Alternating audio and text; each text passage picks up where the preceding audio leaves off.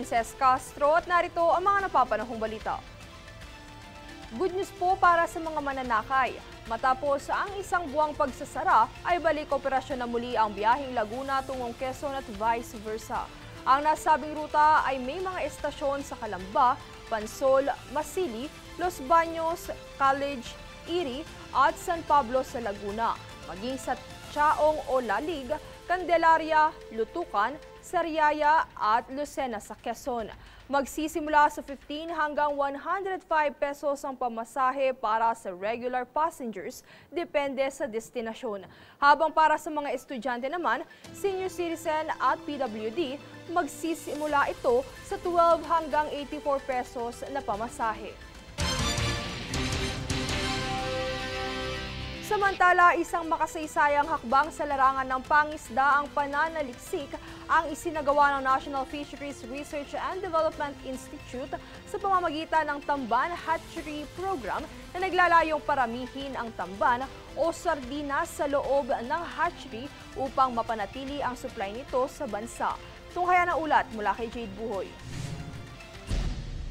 Nagsimula na ang National Fisheries Research and Development Institute o NFRDI ng 7 taong programang pananaliksik para sa pagpaparami ng tamban sa loob ng hatchery, isang proyektong itinuturing na una sa kasaysayan ng Pilipinas. Ang tamban bilang isang uri ng sardinas ay isa sa pangunahing isda sa pamilihan at pangunahing pinagkukunan ng murang protina ng mga Pilipino.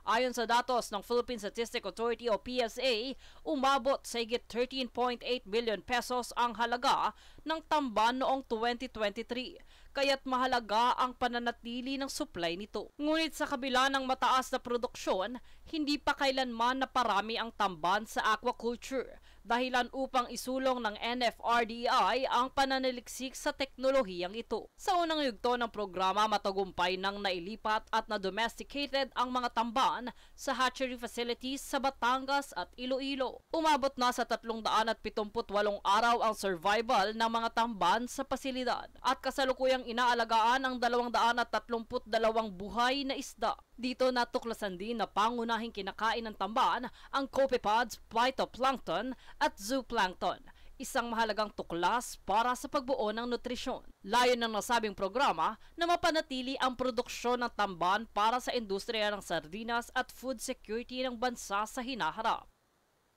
Jade Buhoy, nag-uulat para sa Golden Nation Network.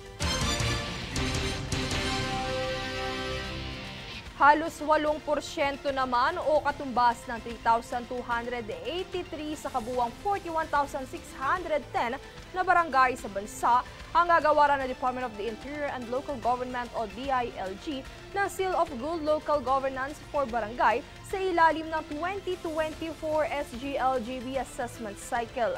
Sa ginanap na Barangay National Congress sa World Trade Center sa Pasay City nitong July 10, 262 sa mga ito ang pinarangalan na, habang ang natitirang 3,283 naman sa National Pastors ay nakatakdang gawaran sa July 29, August 19, September 10 at October 21.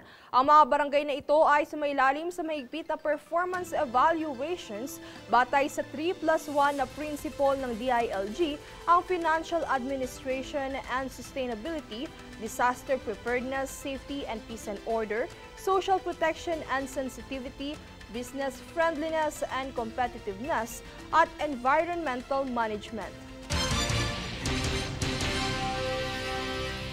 Kami ang boses ng pagbabago. Ako si Princess Castro at ito ang News Force. Sa ulo ng mga balita, search and retrieval operation sa Taal Lake nagpapatuloy. Rutang Laguna, Quezon ng PNR, balik operasyon na. Higit 3,000 barangay sa bansa gagawaran ng Seal of Good Local Government. DOH pinagpapaliwanag sa umano'y ubos na pondo sa indigent patients. Pinay caregiver nasawi bunsod ng Iranian missile attack. Iranian President nagtamo ng leg injury sa assassination attempt ng Israel. Patas at pantay na balita, komprehensibong ulat para sa pulso ng masa. Ito ang News Force.